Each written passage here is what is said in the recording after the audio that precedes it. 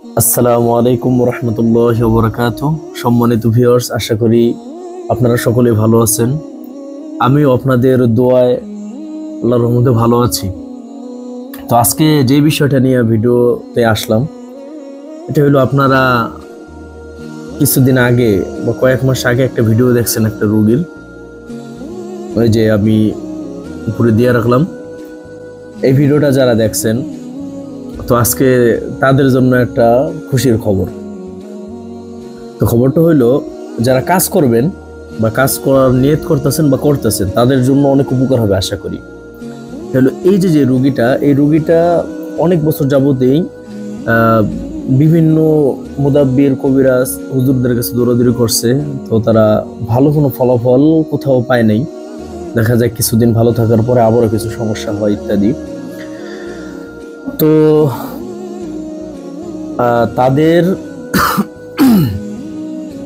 তাদেরকে আমি বলছিলাম যে আপনাদের যেহেতু তদবিরটা রানিং চলে একটা পর একটা, যে তাদের মানুষের ক্ষতি, যেহেতু তারাও কোনো এক কবিরাজের মাধ্যমে বা কারো মাধ্যমে একটা পর একটা চালান বা এই জাতীয় তদবিরগুলো তার চালায়, তাবিজ ইত্যাদি এগুলা চালায়, এটা তারাও অনুভব করতে পারে বা তারা জানে। তো এখন বিষয়টা হলো যে একটার পর একটা যদি চালায়, তাহলে সে সুস্থ থাকবে কিভাবে, এটাই প্রশ্ন। যে এখন আমি একটা জিন ছাড়াই দিলাম, এরপরে আবার একটা জিন আসলো, বা এখন কিছু ক্ষতি কাইটা দিলাম, এরপরে আবার তার ক্ষতি করা হলো, তার বাড়ির পাশে কিছু তাবিজ গেড়ে রাখলো, বা দেখা যায় বিভিন্ন জায়গায় তাবিজ ইত্যাদি, মাছের ভিতরে তাবিজ করে ইত্যাদি ইত্যাদি বিভিন্ন তদবির করে, শ্মশান ঘাটে তদবির করে, এগুলো একটা পর একটা চালাইতে থাকলো। তাহলে আমার সেই জিন ছাড়ানোর দ্বারা তো কোনো ফায়দা নেই, তাই না? আমি ধরেন জিন ছাড়াই দিলাম, এরপরে আবারও জিন ছাড়ান দিল, আসলো ইত্যাদি, এই কাজগুলা বারবার হইতে থাকলো। এইটা যদি হয় তাহলে তো কোনো লাভ নাই তদবির করে। দেখা যায় তদবির করার পরে 2 মাস 3 মাস পর আবার অসুস্থ হয়ে পড়লো, আবার 8-9 মাস পর বা 1 বছর পর আবার সমস্যা হইলো। তাহলে তারাই বা কতবার আসবে, বা আমি কতবার তার ট্রিটমেন্ট করব, বা অন্যরা করবে, তাই না বিষয়টা? তো এই ক্ষেত্রে যারা নতুন মুদাব্বির বা যারা কাজ করতেছেন, তাদের জন্য এই ভিডিওটা অনেক উপকার আসবে। কেন?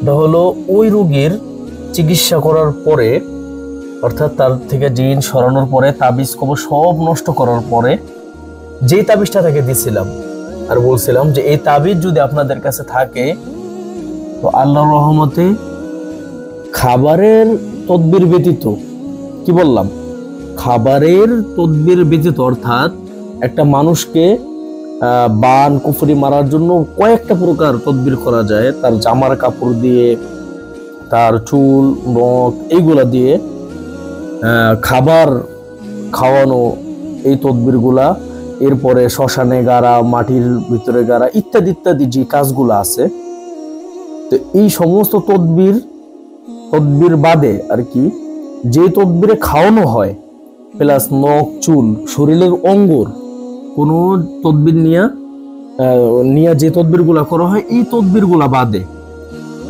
অন্য যে কোনো ভাবেই হোক, জিন চালান দিয়া হোক বা তাবিজ বাড়ির পাশে এসে গাইরা দিয়া যাক, ওই সমস্ত তদবিরও তার শরীরে আর কোনো সময় কাজ করবে না, বা জিনও প্রবেশ করতে পারবে না, জিন আর কোনো সময় তার শরীরের ভিতরে ঢুকতে পারবে না, জিন তাকে আক্রান্ত করতে পারবে না। এরকম একটা তাবিজ আমি তাকে দিয়েছিলাম, বলছিলাম যে তাবিজটা সাথে রাখলে এই জাতীয় আর কোনো সমস্যা হবে না, যদি খাবার থেকে আপনি সেফ থাকতে পারেন। আর যদি দেখা যায় আপনার ধরেন কে বাসার পাশে কেউ ক্ষতি করে, সে আপনাকে আইসা তাবিজ খাওয়াই দিল, তাবিজটা সে খাওয়াই দিল, অথবা ভাতের সাথে খাওয়াই দিল, এইটা যদি করে তাই তো পেটের ভিতর ঢুকে গেল, এটা তো আর তাবিজ দিয়ে এটা ফেরানো সম্ভব না। বুঝতে পারছেন? এটা আমলের মাধ্যমে, আর ম্যাক্সিমাম মানুষ আমলের মাধ্যমে নিজেকে সেভ করার এটা জানে না, কারণ অনেকে সাধারণ মানুষ এসব চাইতে বেশি আর কি।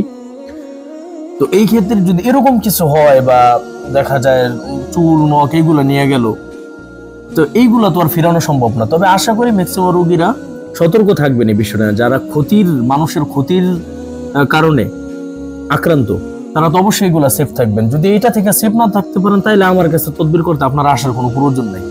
যদি আপনার যারা ক্ষতি করে, কারণ আমার কাছে তদবির করতে আসার পরে কারা ক্ষতি করছে এটা আমি রুগীদের চোখের সামনে দেখাই। সবকিছু জানেন কারা করতেছে, জানা সত্ত্বেও আপনারা যদি তাদেরটা খান, তাদের কাছে যান, আপনাদের জামা কাপড় তারা নিয়ে যেতে পারে, তাইলে আপনারা আমার কাছে আইসা দরকার না, আপনারা পৃথিবীর কোনো জায়গায় যাইয়াও আপনারা সমাধান পাবেন না। তো এই জন্যই বলছি এইগুলা বাদে বাকি যে তদবির গুলা যেভাবেই করুক আপনার কোনো ক্ষতি করতে পারবে না ইনশাল্লাহ। সেই তদবির ইনশাল্লাহ আজকে আপনাদের ভিডিওর ভিতরে দেওয়ার জন্য এখানে আমি আসলাম। তো আমি এই ক্ষেত্রে এই রোগীদের ক্ষেত্রে কি তদবির প্রয়োগ করি সেটাই আপনাদেরকে ইনশাল্লাহ দেখাবো। তো তার আগে যারা তদবিরটা নেবে তাদের ভয়েসটা একটু আপনারা শোনেন, দেখেন তারা কি বলে। আপনি যদি তাবিজটা লিখে দিতে পারতেন তাইলে ও মনে করেন তাবিজটা সাথে করে নিয়ে আসতো, এই জন্য সকালে কল দিছিলাম। আর ওই তাবিজটা অনেক দিন হয়েছে, আপনি তো বলছিলেন যে 2 মাস 2.5 মাসের মাথায় তাবিজটা চেঞ্জ করে নেওয়ার জন্য। এখন অনেক দিন হয়েছে না নিত, ইনশাল্লাহ আপনাকে তো এখন ভালো আছে।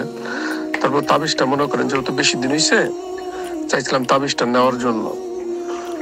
তারপর একটু ভালো মতো জানান ভাই। ঠিক হ্যাঁ, এখন দেখেন যে আমি ওই মেয়েটার ক্ষেত্রে কি কি তদবির প্রয়োগ করছি দেখেন। হ্যাঁ, এটা হলো মূল তদবির, যেটার কারণে জিন শরীরের ভিতরে আসতে পারবে না। ঠিক আছে, এটা হলো মানুষের ক্ষতি থেকে বাঁচার জন্য, মানুষের ক্ষতি তাবিজ ইত্যাদি এগুলো করতে পারবে না। প্লাস এটাও জিনের জন্য কাজ করে এবং এটাও জাদুর জন্য কাজ করে, এটা শরীর বন্ধকের জন্য কাজ করে, এটাও শরীর বন্ধকের জন্য কাজ করে। বিষয়টা বুঝতে পারছেন? এটাই হলো ওই রুগীকে দেওয়া হয়েছে, যে এই রুগীটা যে আমার কাছে আসছে এই রুগীকে এই তাবিজটাই দেওয়া হয়েছে। তারা আবার নতুন করে নিবে। তাদের বলছিলাম যে যেহেতু কালিগুলা স্থায়ী থাকে না, কালিগুলা অনেক সময় পানি লাগার কারণে বা অনেকদিন থাকার কারণে নষ্ট হয়ে যায়, তো এই ক্ষেত্রে আপনারা 3 মাস, কমপক্ষে 3 মাস বা আরো 1 বছর পরে হইলেও বা স্বাভাবিক 3 মাস পরেই আপনারা তাবিজগুলো চেঞ্জ করে নিয়ে যাবেন। তো আল্লাহর রহমতে তারা সুস্থ আছে। তা আমার ফোন দিল যে আমার রোগীর মামা যাবে, তার কাছে তাবিজটা দিয়ে দিলে ভালো হয়, এই জন্য আমি এটা রেডি করলাম।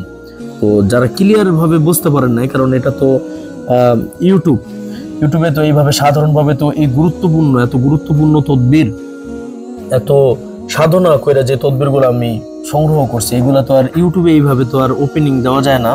তো যারা মুদাব্বির তারা অল্পতেই বুঝতে পারবেন এখানে কি লিখছি, সাধারণ মানুষের জন্য না। আর যদি কেউ না বুঝেন তাহলে তদবির করতে ইচ্ছুক, তাহলে আমাকে সরাসরি হোয়াটসঅ্যাপে নক দেবেন ইনশাল্লাহ। যদি আমি ভালো মনে করি তাহলে ইনশাল্লাহ আপনাকে আমি এটা বুঝাই দিব। যারা এতক্ষণ ভিডিওটা দেখলেন তাদেরকে অসংখ্য ধন্যবাদ। তো আপনারা আমার জন্য দোয়া করবেন।